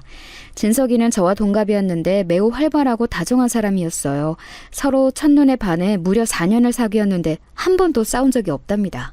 그러다 대학을 졸업하고 진석이와 결혼하려 했는데 집에서 심하게 반대하셨어요. 말이 되는 소리를 해라. 미자야, 우리가 어떤 집안인데 저런 별 볼 일 없는 놈과 결혼하려고 하는 거니? 내가 너를 어떻게 키웠는데 당장 저놈과 헤어져. 아빠, 저는 진석이가 아니면 결혼하고 싶지 않아요. 제가 얼마나 저 사람을 사랑하는지 아빠도 알잖아요. 제가 처음이자 마지막으로 엄마랑 아빠한테 부탁하는 거 모르세요? 잘하면서 한 번도 반항한 적 없잖아요. 제발요. 미자야, 네 마음은 알겠지만 엄마도 이건 반대야. 우리 딸의 남편은 최소한 집이 우리 정도는 아니어도 적어도 중산층은 되어야 하지 않겠니? 저런 집에 우리 딸을 시집 보내라고? 엄마는 지금 너무 끔찍해서 잠도 오지 않아. 너야말로 부모 마음을 이해 좀 해줘. 엄마까지 왜 이래? 우리는 이미 평생을 약속한 사이야. 제발 결혼하게 해줘. 제발. 보통 자식에게는 부모는 없다고 하죠. 그런데 우리 집은 예외였어요. 저는 자라면서 부모님에게 반항해 본 적이 없거든요. 그런 제가 처음이자 마지막으로 부탁한 게 제 결혼이었는데 부모님은 오히려 화를 내셨습니다. 그도 그럴 것이 상당히 재력이 있던 우리 집과 달리 그 당시 진석이의 집은 가난했어요. 저는 몰랐는데 아빠는 진석이를 몰래 찾아갔나 보더라고요. 어느 날 진석이가 저에게 이별을 고했고 제 첫사랑은 그렇게 끝나게 되었습니다. 내가 나중에 큰 사람이 되면 미자 너를 다시 찾아올게. 나는 너 아니면 안 돼. 우리가 지금은 상황 때문에 어쩔 수가 없지만 나중에 꼭 다시 만나자. 나는 진석이 너를 믿어. 너는 성실하고 꼼꼼하니까 꼭 성공할 거야. 그러니까 우리가 헤어지는 것은 그냥 잠시 떨어지는 거지 영원한 이별은 아니야. 저는 진심으로 진석이와 영영 이별하는 거라고 절대 생각하지 않았어요. 그런데 그런 저를 알았는지 부모님은 저를 강제로 미국에 유학을 보내셨습니다. 대학원을 억지로 미국으로 가게 된 저는 가서 향수병과 우울증에 걸리게 되었어요. 평생을 한국에서 살다 미국에 갔으니 적응을 잘했겠어요? 물론 외국 생활이 잘 맞는 사람이 있다고 하지만 저는 전혀 아니었습니다. 다음 주에 졸업식이야. 그거 끝나면 바로 한국으로 들어갈 거야. 엄마랑 아빠가 원하는 대학원 나왔으니까 진석이 찾아서 결혼할 거야. 제발 그 진석이란 이름 그만 꺼내. 그리고 미국에 갔으면 거기서 잘난 놈 하나 만들지. 못하러 아직도 진석이를 못 잊어? 아휴, 됐다. 엄마랑 아빠도 네 졸업식에 참여할 거니까 그렇게 알고 기다려. 상처만 남은 채로 미국 유학을 끝내고 한국으로 온 저는 진짜로 진석이를 찾으려고 애썼어요. 그런데 진석이는 마치 증발한 것처럼 사라진 후였습니다. 연애를 길게 하면서 서로 집을 알았기 때문에 집도 찾아갔는데 이미 이사가고 없더라고요. 진석이가 아니면 결혼하고 싶지 않았던 저는 그렇게 아무 남자도 만나지 않았어요. 엄마와 아빠가 아무리 선자리를 주선해도 나가지 않았습니다. 친구들은 다 결혼하고 저만 혼자 남은 채로 30대를 맞이하게 되었어요. 미자야, 아빠가 미안하다. 그러니 제발 이번 선은 나가볼래? 이 사람 진짜 괜찮은 사람이라고 업계에 자자해. 그러니까 제발 아빠랑 엄마 얼굴을 봐서라도 한번 나가기만 해봐, 응? 나는 결혼 생각 없다고 했잖아요. 내가 언제 진석이 찾아달라고 했어요? 나도 깔끔하게 포기했으니까 이제 나한테 결혼 얘기 꺼내지 말라고요. 생각 없어요. 급기야 아빠와 엄마는 나중에 제가 결혼하지 않자 쩔쩔매기 시작했습니다. 주변에서 저를 바라보는 시선도 점점 안쓰럽다고 바뀌니 초조했나 보더라고요. 하지만 저는 진심으로 결혼에 관한 생각이 없었습니다. 그랬던 제가 마음이 바뀌게 된 계기가 있었으니 그건 바로 엄마의 갑작스러운 죽음이었어요. 엄마는 어느 날 몸이 좋지 않아 병원에 입원했는데 검사를 해보니 바로 위암 말기였습니다. 초기도 아니고 말기였던 엄마는 이미 발견한 뒤로는 심각하게 증상이 안 좋아졌어요. 어떻게 손을 쓸 수도 없이 너무 갑작스럽게 돌아가시게 되셨습니다. 그러면서 엄마는 죽기 전에 제 손을 꼭 잡고 말씀하셨어요. 미사야, 엄마가 너 원하는 결혼 못 시켜줘서 너무 미안해. 우리 딸이 평생 원하던 것은 그거 하나였는데, 그렇지? 엄마를 용서해줘. 그리고 좋은 사람 있으면 결혼해라. 엄마는 네가 결혼해서 평범하게 살았으면 좋겠어. 엄마는 그 소리를 끝으로 끝내 돌아가셨어요. 지금은 비혼이라는 단어가 등장했는데 저 때는 사실 결혼하지 않은 것이 되게 희귀였거든요. 결혼이라는 것은 인간의 인생에서 당연한 절차였습니다. 그래서 저도 마음이 점점 바뀌었고 무엇보다 엄마의 유언이라 결혼하기로 마음을 먹었어요. 그때 제 나이가 이미 36살이었으니 지금으로 봐도 늦게 결혼했죠? 안녕하세요. 미자씨, 말로만 들었을 때 상당히 미인이라서 기대했는데 실물은 듣던 것보다 훨씬 아름다우세요. 반갑습니다. 저는 아버님 거래처 회사의 아들 안성철입니다. 나이는 34살이고 취미는 골프입니다. 아, 네, 안녕하세요. 아버지한테 저도 얘기 많이 들었어요. 반갑습니다. 저는 현재 아버지 회사에서 일을 배우고 있어요. 성철 씨도 아버지 회사에서 같이 일하고 있다고 들었는데 맞나요? 네, 맞습니다. 그래서 미자 씨 아버님이 우리 회사에 오셨다가 저를 눈여겨보셨나 봐요. 사실 제가 잘 보이려고 일부러 애쓴 것도 맞습니다. 제가 결혼하고 싶다고 하니 아빠는 신이 나서 주변을 수소문하기 시작했어요. 그리고 아빠 회사 거래처의 아들을 소개해 주셨죠. 안성철이라고 본인을 소개한 남자는 매우 말주변이 좋았습니다. 어색하지 않게 해줘서 저도 편하게 얘기할 수 있었어요. 애초에 결혼을 앞두고 만난 사이라 우리는 만난 지 3개월 만에 결혼을 진행했습니다. 안서방네 회사가 우리보다는 규모가 매우 작아. 그래도 성장 가능성이 있어서 눈여겨보고 있었거든. 우리 회사와 안서방네 회사가 협업하면 우리는 아주 크게 사업을 확장할 수 있지. 그쪽에서도 아마 그걸 알고 있을 거야. 오히려 땡 잡은 거지. 아빠가 알아서 좋은 사람 구해왔을 거라 생각해요. 돌아가신 엄마 소원이 제 결혼이었으니까 저도 이제 마음이 편해요. 아빠가 알아온 결혼감이라 이번에는 당연히 반대하지 않으셨어요. 서로 집안에서 우리의 결혼을 바랐던 사이라 속전속결로 결혼식이 진행되었습니다. 집안의 만남이었지만 성철 씨는 저에게 매우 잘해주었어요. 그래서 저도 마음을 활짝 열게 되었습니다. 마치 간도 쓸개도 다 빼줄 것처럼 행동했거든요. 여자의 마음을 어떻게 얻어야 하는지 너무 잘 아는 사람이었죠. 미자야, 잘됐다. 나는 네가 노처녀로 언제까지 있을까 걱정했었어. 그런데 이렇게 괜찮은 사람 만나서 결혼한다니까 내가 다 기뻐. 이제 우리 미자까지 유부녀네? 신난다. 나도 이제 너희가 시댁이니 남편이니 이런 얘기할 때 낄 수 있어서 좋아. 아이 낳으면 그때 나 많이 도와줘야 한다. 너희 내가 아이들 선물이랑 옷 많이 사줬던 거 잊지 마. 얘는? 우리가 그걸 어떻게 잊니?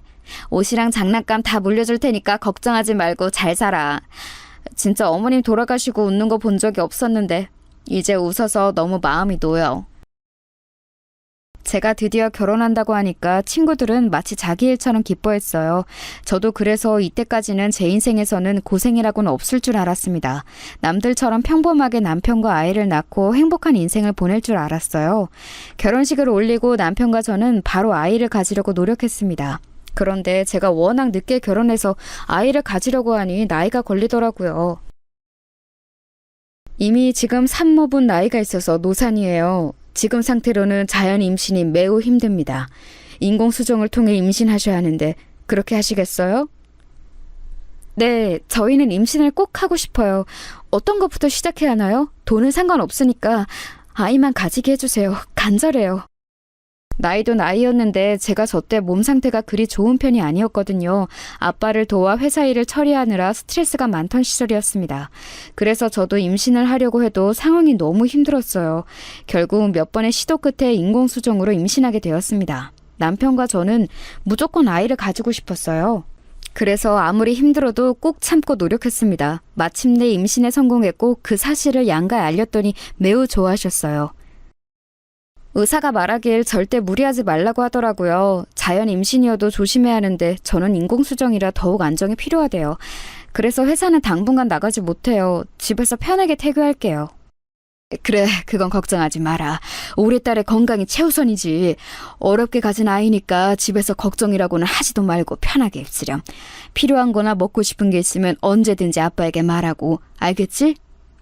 임신에 성공하고 병원에서 권고한 대로 아예 출근도 하지 않고 태교에만 집중했어요. 아이를 기다리며 남편과 더욱 돈독해지고 사이도 좋아졌습니다. 그렇게 집에서 편하게 태교하고 저는 아무 문제 없이 출산까지 하게 되었어요. 우리 미자를 닮은 예쁜 공주님이네. 어쩜 이렇게 예쁘게 생겼을까. 아이고, 내가 손녀딸도 안아보네. 하늘에 있는 네 엄마가 봤으면 얼마나 기뻐했을까. 안 그래도 남편하고 주말에 엄마 납골당에 다녀오려고요. 그리고 너무 슬프게 생각하지 말고 아빠가 엄마 목까지 사랑을 더 주면 되잖아요. 우리 서연이 나랑 똑 닮아서 예쁘잖아요. 제가 낳은 아이의 성별은 딸이었어요. 어렵게 가진 아이라 그런가 얼마나 사랑스러웠는지 모릅니다. 세상을 다 가진 기분이라고 하면 설명될까요? 저는 아직도 아이가 태어난 날의 기억이 생생해요. 그 정도로 저한테 딸은 자식 그 이상의 의미였어요. 너무 소중해서 보고 있어도 보고 싶은 마음이 들었죠. 그래서 제 소원은 남편과 사랑스러운 우리 서연이와 셋이 죽을 때까지 행복하게 사는 거였습니다. 그런데 이 소박한 소원은 얼마 가지 않아 산산조각이 나게 되었어요. 이때가 제 불행의 시작이었습니다. 남편은 시아버지 회사에서 저는 친정아빠 회사에서 일하고 있었는데 시간이 흐르며 제가 아이를 낳고 저는 회사 일에서 손을 떼기 시작했습니다. 어렵게 가진 아이라서 잘 키우고 싶은 마음이 매우 컸거든요. 그러면서 남편이 제 일을 대신해주고는 했습니다. 처음에는 선뜻 먼저 나서서 자료 정리를 해준다는 남편이 너무 고마웠어요. 여보, 내가 당신 회사 자료 정리해줄게. 그 대외비 파일은 어디서 볼 수 있는 거야? 장인어른이 저번에 말했던 중요한 계약서는 어디 있지? 서재 없더라. 아, 그건 회사 내 사무실에 있어. 매번 그렇게 나 도와줘서 고마워. 만약 당신이 없었다면 우리 회사가 잘 굴러가지 않았을 거야. 당신이 이렇게 일을 잘하는 줄은 몰랐어. 그렇게 말해줘서 고마워. 내가 그럼 당신 회사 출근해서 이따 자료 볼게. 미리 김비서에게 내가 간다고 말해줘. 요즘은 근데 내가 불쑥 찾아가도 다들 아무 말 안 하더라. 이미 사위고 남편인 거 다 알아서 그런가 봐. 당연하지. 당신처럼 이렇게 장인어른하고 아내 회사 일을 진심으로 도와주는 사람이 어디 있니? 우리 서연이랑 행복하게 살자. 사랑해. 너무 평화로운 일상이 지속되다 사건이 터지게 되었어요. 그날은 평소와 다름없이 집에서 제가 아이를 돌보고 있었는데 갑자기 아빠한테 전화가 오더라고요. 무슨 일이 있는 것처럼 받기 전에 이상한 기운이 돌았습니다. 여보세요? 아빠 무슨 일이에요? 안서방이요? 지금 회사에 갔죠. 아까 평소처럼 아침에 밥 먹고 나갔는데 왜요? 미자야, 지금부터 정신 똑바로 차리고 잘 들어. 안서방이 아무래도 우리 회사 정보를 다 빼낸 것 같다. 갑자기 거래처들이 죄다 계약을 안 하고 안서방네 회사는 계약하더라. 심지어 일하던 직원들도 줄줄이 사표를 내고 있어. 뭐라고요? 아빠 잠시만요. 조금 자세히 말해주세요. 저 지금 너무 놀라서... 아니, 네? 아니, 남편 오늘도 평소랑 다른 점이 없었어요. 아빠한테 들은 내용은 너무 충격적이었어요. 저는 진짜 남편이 우리 아빠의 회사 자료를 전부 보면서 뒤에서 몰래 딴짓하고 있다는 사실을 전혀 몰랐습니다. 그만큼 남편을 믿었고 우리 아빠고 남편을 상당히 신뢰했어요. 알고 봤더니 남편은 본인 회사보다 훨씬 규모가 컸던 우리 회사를 질투했더라고요. 그러면서 우리 회사의 주요 인원을 빼가고 자료도 빼돌리고 중요한 계약건도 가로챘습니다. 심지어 횡령까지 해서 나중에 아빠와 제가 알아차렸을 때는 이미 손을 쓸 수가 없는 상태였어요. 지금에서야 아무렇지 않게 이렇게 얘기하지만 저 때는 너무 당황해서 심장이 빨리 뛰어 과호흡이 올 정도였습니다. 남편에게 전화했더니 남편은 전화를 받지 않더라고요. 심지어 그날 밤에는 집에도 오지 않았습니다. 어머니, 아버님, 문 열어주세요.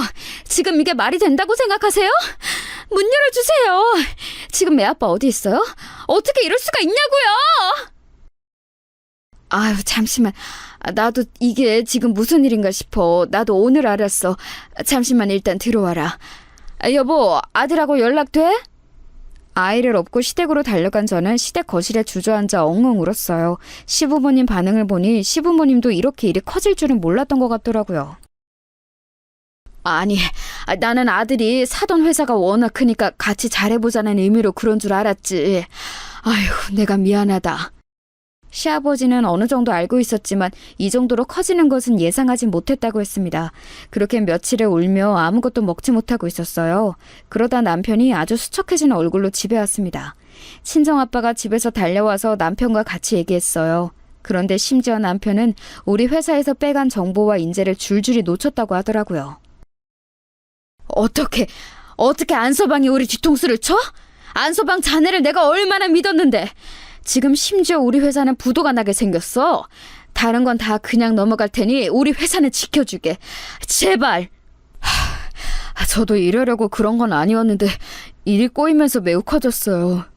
장인어른, 미자야, 내가 미안하다. 우리 서연이를 볼 면목도 없어. 지금 일이 다 꼬였어요. 우리 회사도 지금 부도 직전이에요. 이렇게 우리 집을 배신할 거면 당신 회사라도 살렸어야지. 지금 우리 그럼 어떡해? 당신도 우리도 지금 두 집안이 망하게 생겼잖아. 당신 제정신이야? 어? 사람이 어떻게 이래? 권력이 눈이 멀어도 적당히 멀어야지. 처음엔 그냥 우리 회사가 당신 회사처럼 저 정도 규모가 되길 원했었어. 그래서 야금야금 빼간 것은 맞아. 그런데 그 과정에서 다 꼬여버렸어. 어떡해. 어떡해. 안서방, 진정하고 우리 차라리 그럼 합병이라도 하는 거 어떤가? 두 회사가 다 망하면 당장 직원들은 어떡하고 우리는 어떡해? 제발 정신 차리고 뭐라도 해보자, 응? 남편은 심지어 본인 회사까지 말아먹었어요. 나중에는 남편 회사도 망하고 우리 회사도 망해서 손을 쓸 수가 없는 지경이 되었습니다. 시아버지까지 나서서 회사들을 살리려고 했으나 이미 기울어진 회사는 돌이킬 수가 없었어요. 내가 어떻게 키운 회사인데 우리 아버지나 할아버지가 이 회사를 키우려고 얼마나 고생하셨는데 나는 그분들에게 죄송해서 죽지도 못해. 아이고. 아빠, 정신 차려요. 아빠. 119. 여보세요? 여기 사람이 쓰러졌어요. 빨리 와주세요. 아빠. 친정아빠는 충격에 그대로 쓰러져서 병원에 입원하셔서 깨어나지도 않았어요. 충격이 너무 커서 마치 잠이 든 것처럼 눈을 뜨지 못하셨습니다. 그래도 호흡이 끊겨서 돌아가신 것은 아니라 그나마 다행이었죠. 너무 절망적인 그때 우리 딸의 나이가 겨우 4살이었습니다. 한창 부모 품에서 아무것도 모른 채로 자라야 하는 우리 딸에게 너무 미안했어요. 제가 다시 뭐라도 해보려고 노력했는데 4년 동안 실무에서 손을 떼고 있어서 뭐가 뭔지 모르겠더라고요. 이미 수습하려고 해도 수습할 수 없을 지경이 되었기도 했습니다. 어떡할 거야? 어떡할 거냐고! 지금 우리 아빠는 정신적 충격으로 쓰러져서 병원에 입원했어. 언제 일어날지도 몰라. 이게 다 당신 때문이잖아. 왜 그랬어? 망할 거면 혼자 망하지. 왜 내 인생을 이렇게 만들어? 그럼 나보고 어떡하라고. 나라고 이렇게 될 줄 알았겠어? 나도 지금 미칠 것 같아. 어디 가서 확 죽을까? 그럼 속 시원하겠냐? 죽긴 뭘 죽어? 장난하니? 당신이 죽으면 우리 서연이는 겨우 힘들게 가져서 낳은 네 딸 지금 겨우 4살이야. 너는 그렇게 행동하면서 네 딸 생각도 안 났어? 일단 기다려봐. 내가 어떻게든 해결할 테니까 재촉하지 말고 기다리라고. 나도 고통스러워. 나라고 마음이 편한 줄 알아? 어? 나도 죽고 싶어. 아빠까지 쓰러지자 저는 기댈 곳이 전혀 없었어요. 너무 어린 딸은 이제 겨우 말문이 트이기 시작했는데 세상이 원망스러웠습니다. 남편하고 부부싸움도 매일 했어요. 어렸을 때부터 경제적으로 부유하게 살았던 저는 집이 망하면 어떻게 되는지 사실 상상을 할 수가 없었습니다. 일단 급하게 살던 집을 팔고 자동차를 팔고 가지고 있던 가방도 팔았어요.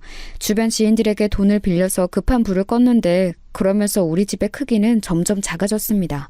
나중에는 자포자기해서 현실에 순응했는데 우리 딸의 얼굴을 보면 자꾸 눈물이 나왔어요. 아기를 데리고 평범하게 사는 것이 제 소박한 소원이었는데 그게 그렇게 힘들더라고요. 일단 내가 이모랑 삼촌들에게 말해서 급한 건은 해결했어. 당신 때문에 망했는데 왜 내가 이렇게 돌아다니면서 돈을 빌려야 해? 나 심지어 우리 서연이 손 붙잡고 돌아다니고 있어. 네가 인간이니? 어? 나도 열심히 빌리고 있어. 나도 미치겠는데 왜 자꾸 나한테 그러는 거야? 당신이랑 장인어른 그리고 서연이한테는 당연히 나도 미안해. 그런데 그래서 열심히 빌리고 있잖아. 제발 그만 좀 해. 당신 때문에 지금 몇 명의 피해를 보는지 알아? 도대체 무슨 정신으로 그렇게 한 거야? 그러고도 이렇게 뻔뻔하게 말이 나오니? 진짜 해도 너무한다. 사람이 어떻게 그래? 결혼 전에 이런 사람인 줄 알았다면 당연히 결혼하지 않았을 거예요. 그렇게 시간이 흘러 서연이는 6살이 되었습니다. 친정아빠는 깨어날 생각을 하지 않았고 그동안 이사도 수도 없이 다녔어요. 집의 크기는 날이 갈수록 작아졌습니다. 어렸을 때부터 부유하게 자랐던 저는 도저히 적응이 되지 않더라고요. 엄마, 우리 여기서 살아? 여기 너무 좁아. 나 예전에 살던 집에서 살고 싶어. 여기 말고 예전 집으로 가자. 응? 서연아, 엄마도 우리 서연이 데리고 여기서 사는 거 싫어. 그런데 지금은 우리가 여기서 살아야 해. 힘들고 추워도 조금만 버티자, 응? 조용하던 딸도 집의 크기가 점점 작아지자 불만을 말하기 시작했어요. 심지어 마지막에 살던 집은 정말 말 그대로 단칸방이었습니다. 반지하였는데 이런 집에서 사람이 산다는 것도 그때 처음 알았어요. 아이가 커가며 들어가는 돈이 많았는데 문제는 나가는 돈이 더 많았습니다. 버는 돈이 없어서 제가 급하게 아이를 데리고 식당에 가서 설거지를 했어요. 겨우 그렇게 벌어 온 돈도 월세를 내고 아이 먹을 빵을 사면 없더라고요. 설상가상으로 남편은 이런 우리를 두고 집을 떠났습니다. 안성철 어디 있어? 어? 내 돈 내놔. 돈을 빌려갔으면 갚아야 할 거 아니야? 당장 나와. 이 새끼 어디 있어? 어이 아줌마, 안성철 이놈 어디 있어? 당장 말해! 잠시만요. 저는 몰라요. 진짜 몰라요. 오늘도 아이 데리고 식당에 가서 설거지하고 왔어요. 여기 일당이에요. 이거라도 가져가세요. 그런데 저는 진짜 몰라요. 제발 우리 아기가 보잖아요. 제발요. 아기면 뭐 어떡하라고. 당장 내 돈 8천 내놔. 8천만 원이 장난이야? 어? 그러면 그 애라도 나한테 주던가 확. 안 돼. 잠시만요. 제가 어떻게든 돈을 구할게요. 그러니까 제발 아이는 건들지 마세요. 남편이 집을 나간 이유는 하나였어요. 바로 사채업자에게 갚을 돈이 없으니 책임감도 없이 그대로 집을 나갔던 거였습니다. 사채업자들은 텔레비전에서 보던 것처럼 진짜 인정사정 없었어요. 아이가 있어도 아무렇지도 않게 저를 위협했습니다. 게다가 그 돈이 8천만 원이었고 이자는 날이 갈수록 늘어나는 구조였습니다. 아무리 봐도 제가 갚을 수가 없었어요. 집은 너무 가난해서 사채업자들이 혀를 찰 정도였죠. 남편을 아무리 원망해도 절대 우리 앞에 나타나지 않더라고요. 저기 애기 엄마, 나도 내가 같은 여자로서 안타까워서 봐주려고 했는데 동네 주민들 창피해서 안 되겠어. 그냥 이번 주까지만 살고 나가. 난 저런 깍두기들이 우리 집 앞에서 어슬렁거리는 거 무서워서 못 살겠다고. 이게 무슨 일이야. 네? 아줌마님 죄송해요. 그래도 저희 이대로 나가면 당장 갈 곳이 없어요. 친정도 망해서 저 진짜 길거리에서 살아야 해요. 제발요. 우리 딸을 봐서라도 도와주시면 안 될까요? 사정이 딱한 것은 알겠는데 도저히 안 되겠어. 그동안 봐준 것도 되게 많이 봐준 거 아니야? 나도 살아야지. 남은 날짜 맞춰서 돈 줄 테니까 나가. 아휴, 나도 내 집에서 편하게 살고 싶다고. 아주머니, 제발요. 제가 돈 열심히 벌어서 갚으면 돼요. 네? 네? 아주머니! 사채업자들이 하도 저를 찾아오자 나중에는 살던 집에서 쫓겨나기까지 했습니다. 그래서 급한 대로 집주인 아주머니에게 보증금을 받은 것으로 여관에 찾아가서 며칠 묵었어요. 그마저도 나중에는 돈이 없어서 아이를 데리고 일하던 식당에서 자기도 했는데 사채업자들이 가게까지 찾아왔어요. 사채업자들은 가게에 있던 손님들에게 시비를 걸고 가게 앞에서 사람들을 위협했습니다. 미자씨, 우리도 마음은 좋지 않아. 그래도 이러면 우리 가게 손님들 다 잃고 나는 그럼 생활이 안 돼. 안타깝지만 나가줘. 내가 그래도 그동안 본 정이 있어서 돈은 조금 더 넣었어. 너무 섭섭하게 생각하지 말고, 응? 일하던 가게에서도 잘리고 진짜로 갈 곳이 없게 되었습니다. 저 혼자였으면 어떻게 공장이라도 들어갔을 텐데 어린 딸이 있어 그러지도 못했어요. 숙식이 해결되는 공장도 제가 딸을 데려가자 받아주기 곤란하다고 하더라고요. 그리고 설상가상으로 동네에서는 어딜 가도 사람들이 우리 모녀를 쳐다보았어요. 길거리를 걷다가도 눈초리가 너무 따가워서 걸을 수가 없었습니다. 이건 도저히 아이한테도 못할 짓이라는 생각이 들었어요. 자연스럽게 사람들 눈치를 보고 조용히 하려는 모습이 너무 마음 아팠습니다. 그래서 저는 결국 최후의 선택을 하게 되었어요. 서연아, 엄마 말 잘 들어? 엄마가 서연이 꼭 찾으러 올 거야. 엄마는 서연이 버린 거 아니야. 알겠지? 그러니까 조금만 기다려. 딱 10밤, 아니다 100밤만 자고 나면 엄마가 서연이 찾으러 올게. 싫어. 나 엄마랑 같이 갈래. 엄마, 나 버리지 마. 어? 나 옆에서 죽은 듯이 가만히 있을게. 울지도 않고 엄마한테 말도 안 걸게. 나 버리지 마. 엄마. 미안해. 엄마가 너무 미안해. 서연아, 엄마가 꼭 올게. 알겠지?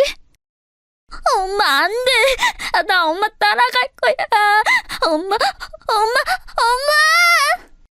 저는 당장 우리 딸의 안전을 위해서라도 어쩔 수 없는 선택을 했습니다. 바로 아이를 고아원에 맡기는 거였어요.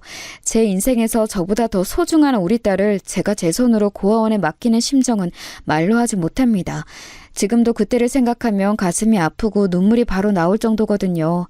오는 딸을 뒤로 하고 도망치듯 무작정 걸었어요. 버스 터미널로 가서 가까운 인근 대도시로 가는 버스표를 끊었습니다. 버스 안에서도 얼마나 울었는지 몰라요. 일단 어떻게든 일자리를 구하는 게 제일 먼저였습니다. 그래서 버스에서 내리자마자 인력 사무실에 가서 당장 출근할 수 있는 곳을 알려달라고 했습니다. 마침 거기 사장님이 어느 부잣집을 소개해 주었어요. 미자씨 운이 좋네. 어떻게 딱 오늘 아침에 문의가 들어온 게 있거든. 이 집이 여기서 제일 부잣집이야. 공장도 여러 개 가지고 있고 진짜 잘 나가. 아무튼 지금 여기 사장님이 자리를 비웠다고 알고 있는데 그래서 가사 도우미를 구하나 봐. 원래 일하던 분이 있으니까 자세한 건 가서 들어요. 사장님의 소개로 가사 도우미를 하게 되었는데 그 집에 도착해서 저는 한동안 들어갈 수가 없었어요.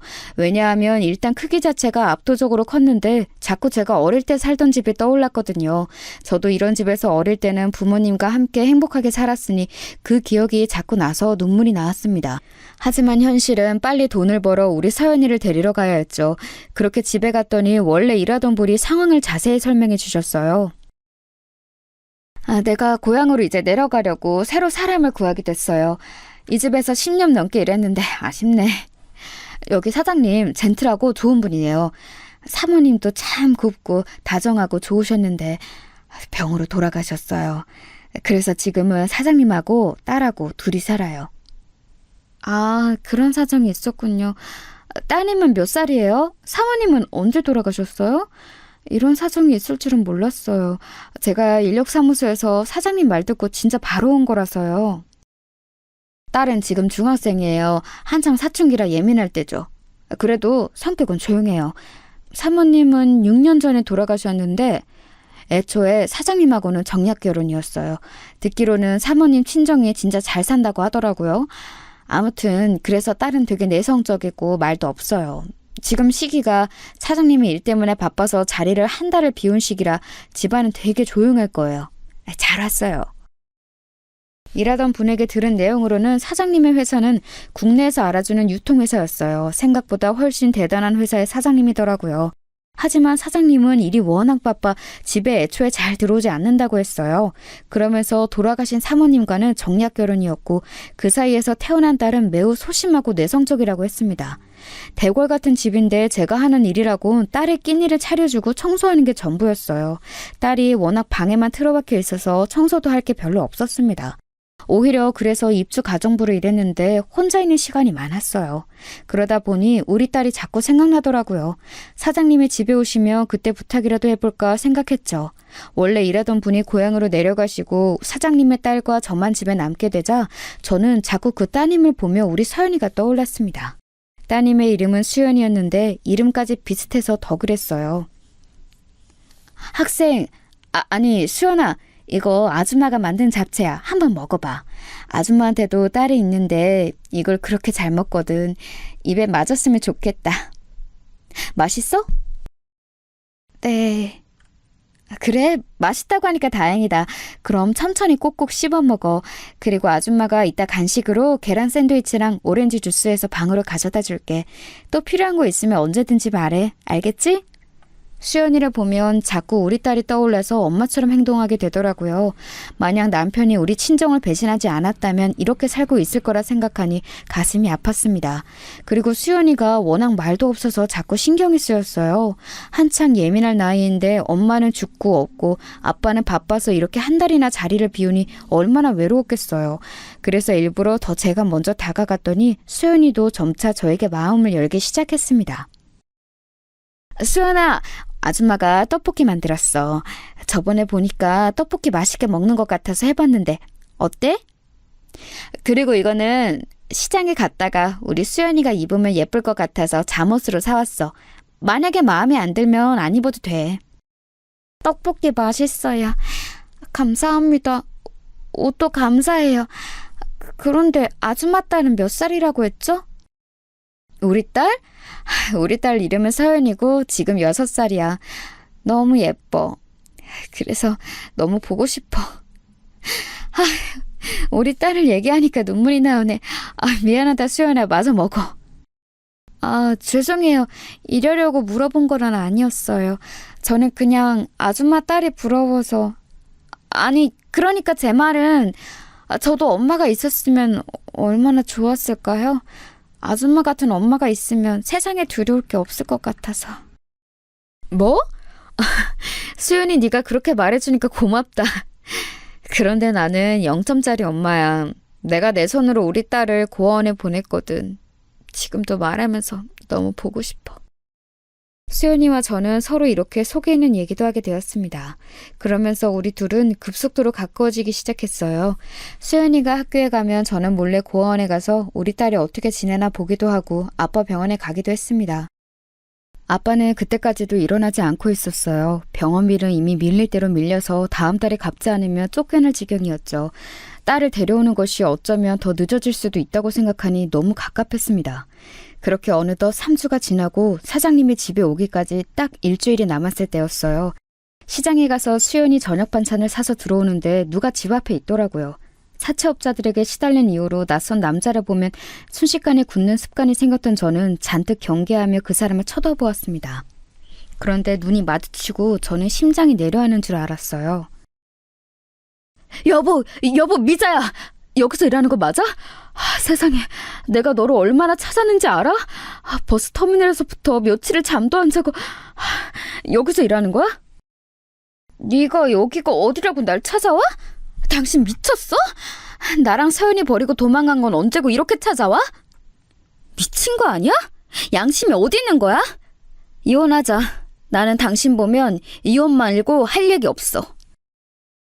미자야, 진정하고 내 얘기 한 번만 들어봐. 월급 받았어? 나 딱 100만 원을 주라. 그러면 내가 그걸로 마지막 남은 빚 다 갚고 우리 새 출발할 수 있어. 장인어른 병원비도 내가 다 낼게.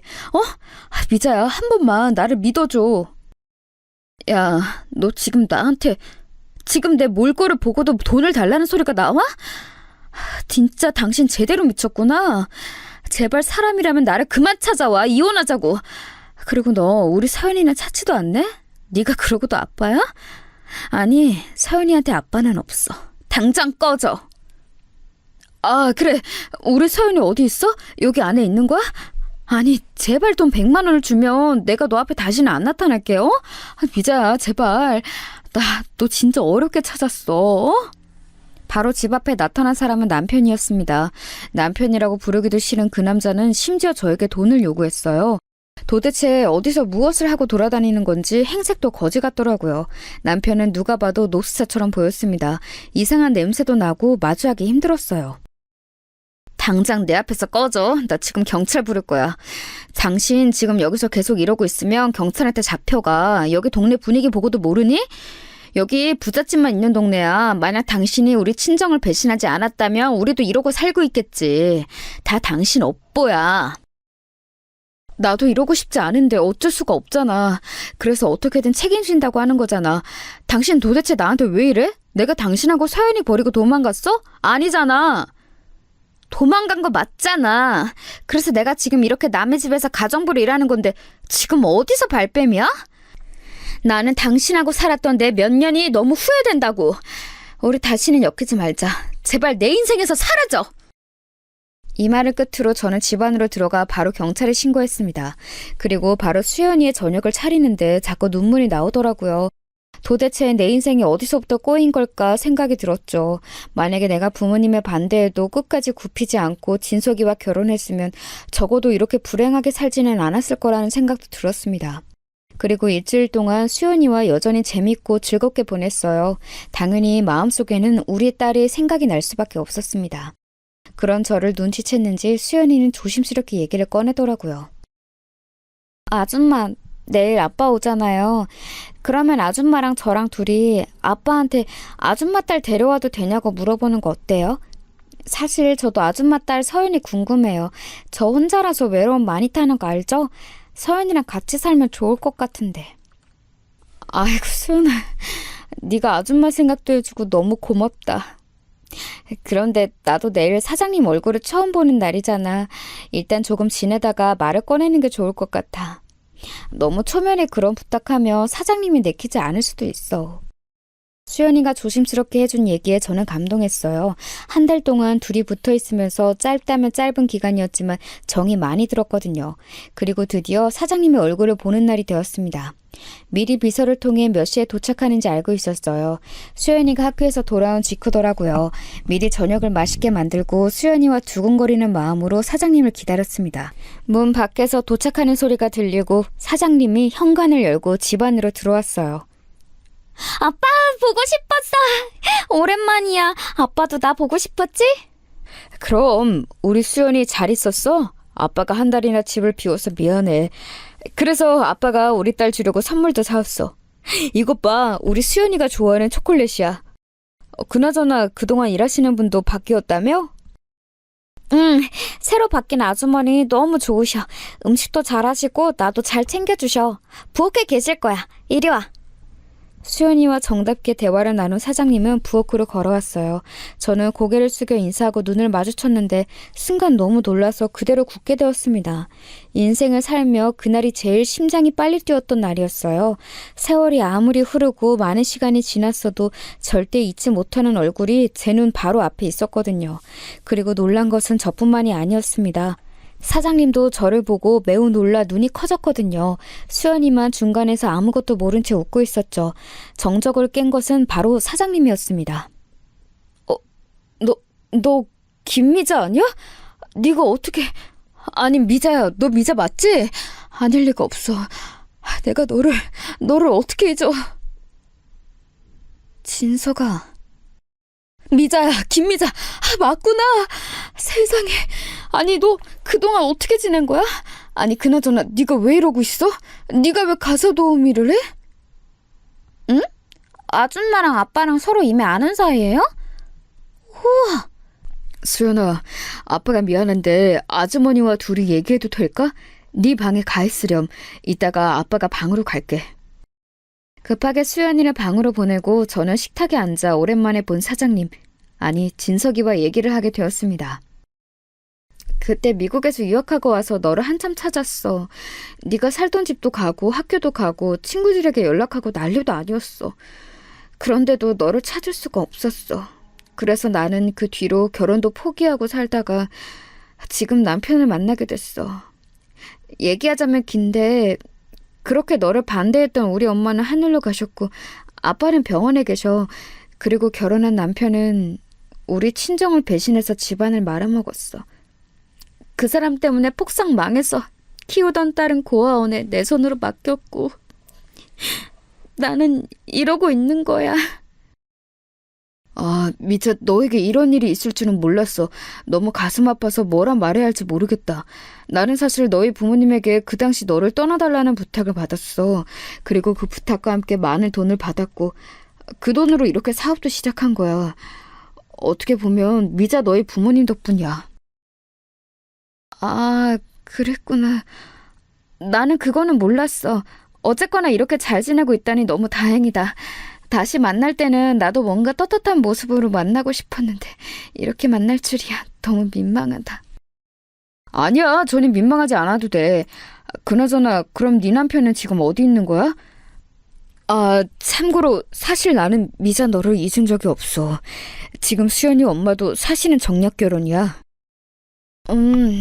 남편은 나한테 빚을 떠넘기고 도망다녀. 얼마 전에도 여기 집 앞으로 찾아왔더라. 다음에 오면 이혼 도장 찍으라고 하려고. 내가 그 사람만 생각하면 열불이 나서 견딜 수가 없어. 내 인생의 원수야. 그날 진석이와 저는 진지하게 그동안 어떻게 살았는지 공유했습니다.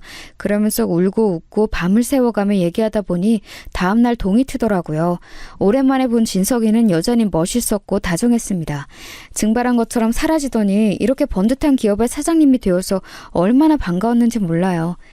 그리고 너무 놀랍고 고맙게도 진석이는 먼저 이렇게 말을 꺼내주었어요. 미자야, 오늘 바로 고아원에서 네 딸 데려와. 내가 김비서 시켜서 서류 처리랑 나머지는 알아서 할 테니 일단 데려와. 나는 네 딸이 고아원에 있는 것을 원하지 않아. 너무 고마운 진석이 덕분에 저는 바로 고아원에 달려가서 아이를 데려왔습니다. 안녕? 나는 수연이 언니야. 네 이름이 서연이지? 아줌마한테 얘기 많이 들었어. 반가워. 언니랑 언니 방에 가서 놀래? 수연이와 서연이는 처음 만난 사이인데 얼마나 둘이 잘 놀았는지 모릅니다. 둘이 노는 모습을 보는데 뿌듯하고 기뻐서 눈물이 나올 정도였어요. 한 집에서 제 딸을 데리고 진석이와 수연이와 사니 마치 한 가족처럼 느껴졌습니다. 제가 그렇게 바라고 바랐던 행복하고 단란한 가정의 모습이었죠. 이런 느낌은 저 혼자만 받은 것은 아니었나 봐요. 몇 개월이 지나자 진석이가 진지하게 저에게 얘기했습니다. 미자야, 너만 괜찮다면 우리 결혼할래? 아이들도 지금 둘이 자매처럼 지내고 있고 무엇보다 내가 너를 이제는 놓치면 안 될 것 같아서 그래. 우리 남은 인생은 이렇게 서로 의지하며 행복하게 살자. 그동안 혼자 너무 고생 많았어. 우리 결국 다시 만나게 됐네. 너와 결혼하면 나야말로 행운이지. 너무 고마워. 네, 여러분, 저는 이렇게 진석이를 다시 만나 재혼하게 되었습니다. 전 남편과는 어떻게 되었냐고요? 진석이가 사람을 써서 전 남편을 찾아냈어요.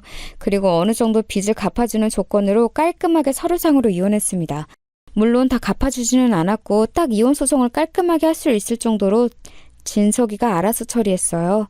그리고 진석이는 우리 아빠의 밀린 병원비도 다 내주었습니다. 얼마 정도 시간이 흐르고 아빠는 마침내 깨어났어요. 아빠, 이 사람 기억나요? 아빠가 그렇게 반대했던 그 놈이잖아.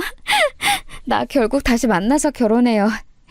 이제 이 사람 사장님이니까 결혼 반대하고 그러지 않지? 아버님 오랜만이에요. 반갑습니다. 그때 미자 옆에서 떠나라고 하시면서 주셨던 돈 덕분에 이렇게 살아요. 그 돈으로 장인어른 병원비도 냈어요. 이제 미자 옆에서 번듯하게 고생 안 시키며 살겠습니다. 아빠는 정신은 깨어났지만 아직 말씀은 온전하게 하지 못하세요. 그래도 눈과 표정을 보니 진석이란 마음에 들어하는 것 같더라고요. 그리고 우리 딸들은 어떻게 지내는지 아세요? 엄마, 나 이번 주 일요일에 언니랑 같이 놀이공원 가기로 했어. 언니가 내가 거기에 한 번도 안 가봤다고 했더니 데리고 간대. 뭐? 수연아, 진짜야? 혼자 서연이 데리고 갈 수 있겠어? 엄마가 같이 갈까? 괜찮아? 나는 이미 여러 번 가봐서 괜찮아. 그냥 엄마랑 아빠는 데려다주고 데리러 오기만 해요. 내가 서연이 데리고 놀러 가는 거니까 둘이 데이트도 하고. 아유, 우리 첫째 딸이 이렇게 효녀다. 여보, 그럼 우리도 주말에 애들 데려다주고 데이트나 할까? 우리 가족은 너무 행복하게 지내고 있어요. 가끔은 자기 전에 이 현실이 오히려 꿈처럼 느껴지더라고요. 그래서 자고 일어나면 다시 단칸방에서 사채업자들에게 위협을 당할까봐 무섭기도 합니다. 물론 그럴 때마다 현재 남편은 너무 자상하게 제 곁을 지켜주며 불안을 없애주고 있죠. 전 남편은 듣기로는 깜빵에 갔다고 해요. 저와 서류상으로 이혼하고 현 남편이 아주 철저하게 고발하고 죄를 물어 교도소에 잡혀갔다고 하더라고요. 어찌나 통쾌한지 모릅니다. 저는 이제 전 남편과 예전 결혼 생활을 다 잊고 새 인생을 살도록 하려고요. 여기까지가 제가 준비한 사연인데 재밌게 들으셨나요? 저는 사연을 제보하며 인생을 돌아볼 수 있어서 좋았습니다. 그럼 여기서 마무리하도록 할게요. 여러분 들어주셔서 진심으로 감사합니다. 여러분도 행복하고 따뜻한 일상 보내시길 바랄게요. 감사합니다.